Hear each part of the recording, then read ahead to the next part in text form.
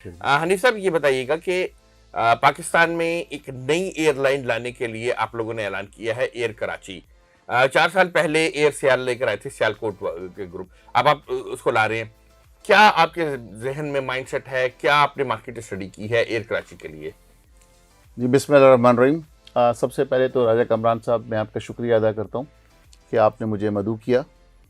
आ, आपके सवाल के जवाब में ये बात है कि आप ये देखें कि आज भी कराची के अंदर और पाकिस्तान के अंदर पैसेंजर्स इतने माशाल्लाह ज़्यादा हैं कि एयरलाइंस कम है।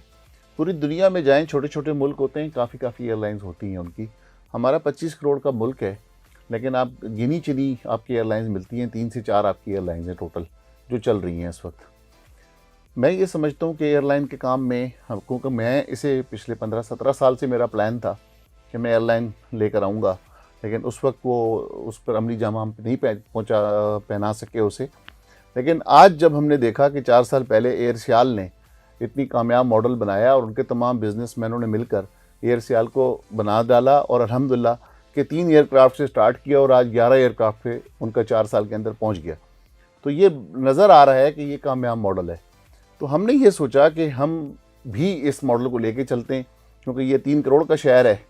तो हम इस 3 करोड़ के शहर में जो तो क्यों नहीं हम बना सकते कि यहाँ से टॉप बिजनेसमैन सारा कराची का है।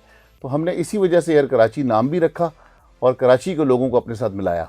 अच्छा, आपने कराची के लोगों को साथ मिलाया है, सियालकोट का आपने मॉडल ऑब्जर्व किया है। पाकिस्तान में इकोनॉमी की जो सूरत हाल है, लोगों के पास पैसे नहीं है, एयर सियाल कामयाब हो रही है, मगर बाकी हम एयरलाइनों की सूरत हाल देख रहे हैं, मैं नाम नहीं लूंगा, जो अब श्रिंक हो रही हैं। हमारे पास बहुत सी एयरलाइनें आई जो बहुत टॉप पर गई, उनके पीआई से जहाज ज्यादा हो गए, फिर वो खत्म हो गई। ये भी हमने पाकिस्तान में देखा। फिर प्राइवेट सेक्टर में आप ही के साथ, आप तबानी साहब, तबानी ग्रुप को जानते होंगे, उन्होंने एरो एशिया चलाई थी, काफी कामयाबी से चलाई, मगर वो फिर उसको ज्यादा सस्टेन नहीं कर सके। तो आप क्या समझते, क्या मॉडल है आपका कि आप उसको सक्सेसफुल बना के, उसको बढ़ा के, उसको सस्टेनेबल चला सकेंगे? देखिए, मैं समझता ये हूँ कि जो आपने जैसे बाकी दोस्तों का नाम लिया, तो यकीनन उनमें से कोई ना कोई कहीं ना कोई कोताही हुई होगी। तो कोई किसी भी बिज़नेस में, चाहे कोई भी बिज़नेस हो, वो पूरी तवज्जो डेडिकेशन मांगता है। अगर आप पूरी तवज्जो और डेडिकेशन के साथ कोई भी बिज़नेस करते हैं तो इंशाल्लाह ताला उसमें कामयाबी अल्लाह की तरफ से होती है। और उसमें सबसे ज़्यादा तो देखा जाता है वो आपकी नीयत देखी जाती है। अगर आपकी नीयत ठीक है और आपके लोग आपके साथ हैं तो इंशाल्लाह ताला कोई भी ऐसी वजह नहीं होती कि खुदा ना खास्ता वो फेल हो। हमारे सामने मॉडल, मैंने आपको जैसे पहले कहा कि एयर सियाल का मॉडल मौजूद है और अभी तक तो आपने पिछले 4 साल में देखा कि अल्लाह की मेहरबानी से कामयाब ही कामयाब है। अब अगर हम माजी की एयरलाइंस को देखें और उस वजह से कोई कारोबार ही ना करें या खुदा ना खास्ता घबरा के बैठ जाएं, तो फिर तो ऐसे तो आप देखें ना कि कभी भी चीज़ें कोई भी बिज़नेस नहीं करेगा। बहुत सारे बिजनेसेस, ना सिर्फ एयरलाइन का, अगर आप किसी भी बिज़नेस को देखें, टेक्सटाइल मिल को देखें, बहुत सारी टेक्सटाइल मिल वाले थे जिन्होंने बंद कर दी हैं, बहुत सारे टाइल वाले थे जिन्होंने बंद कर दी हैं, बहुत सारे बिल्डर थे जो चले गए, बंद करके चले गए।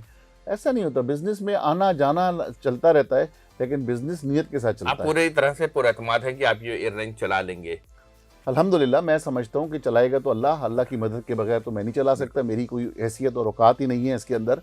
लेकिन मैं ख़ास तौर पर जो कराची वाले जितने मेरे जो बड़े लोग हैं, मैं तो बहुत अदना सा आदमी मुझे हूँ। ये बताएं ना, कौन कौन लोग आपके साथ शामिल हुए? जी, मेरे साथ अकील रेड्डी साहब शामिल हैं, मेरे साथ आरिफ हबीब साहब शामिल हैं, मेरे साथ बशीर जान मोहम्मद साहब शामिल हैं, हमज़ा तबानी शामिल हैं, ज़ुबैर तुफ़ैल शामिल हैं, खालिद तवाब शामिल हैं, और इस तरह दीगर बहुत सारे लोग हैं जो नोटेबल्स लोग हैं कराची के। और जो ख़ास लीड मैं समझता हूँ कि अभी ली है मेरे साथ बशीर जान मोहम्मद ने। तो बशीर जान मोहम्मद बहुत कद वाले इंसान हैं और बहुत सीनियर सीजन इंसान हैं। तो मैं ये समझता हूँ कि अब जो उन्होंने जो मशावरत में शामिल किया है और हमारे बोर्ड पर हैं, अब हम हर चीज़ जो है तो बशीर जान मोहम्मद की मर्ज़ी से सोच के मशावरत के साथ कर रहे हैं। उस पर कराची के लोगों का मज़ीद एतबार जो है तो बनाए। और अल्हम्दुलिल्लाह जिस तरीके से हमने वर्किंग की है या फिजिबिलिटी तैयार की है, वो ऐसी फिजिबिलिटी है, प्रोफेशनल फिजिबिलिटी है कि वो किसी भी आप कॉर्पोरेट इदारे के सामने रखें तो इंशाल्लाह ताला उस पर कोई क्वेश्चन नहीं हो सकता। अच्छा, तो ये बताइए कि पहले आप डोमेस्टिक शुरू करेंगे, 2-3 जो एक एयरलाइन का सिलसिला होता है चलने का, तो अभी पहला फर्स्ट फ्लाइंग आपकी कब होनी है, और 1 साल के अंदर आप अपनी एयरलाइन को कहाँ तक लेके जाएंगे? देखिए, अभी जो गवर्नमेंट की जो पॉलिसी है एविएशन पॉलिसी के तहत जो तो इनिशियली जहाज़ों की 3 की इजाज़त होती है जिससे आप अपने बिज़नेस को स्टार्ट कर सकते हैं। ठीक है। तो अल्हम्दुलिल्लाह, जैसे कि कोई भी बिज़नेस है हमेशा छोटा से स्टार्ट लिया जाता है और ग्रेजुअली उसे बढ़ाया जाता है। तो ये भी हम भी उसी तरीके से बिज़नेस करेंगे जो कि बिज़नेस मॉडल होता है। तो हम भी 3 जहाज़ों से स्टार्ट लेंगे और ग्रेजुअली जैसे आज एयरसियाल 11 जहाज़ों पर चला गया है, हम इंशाअल्लाह ताला हम भी यही देख रहे हैं कि हम इंशाअल्लाह 3-4 कुछ सालों में माइलस्टोन आपने सेट किए होंगे, जी पहली बिल्कुल। फ्लाइंग आप कब कर रहे हैं? हम इंशाल्लाह विदिन 6 मंथ इंशाल्लाह उम्मीद है हम कि हमारे लाइसेंसेस के प्रोसेस और सारे प्रोसेस कंप्लीट हो चुके होंगे। हम उम्मीद ये कर रहे हैं कि इंशाल्लाह गुज़िश्ता आने वाले 5-6 महीनों में इंशाल्लाह हम पहली फ्लाइंग कर लेंगे।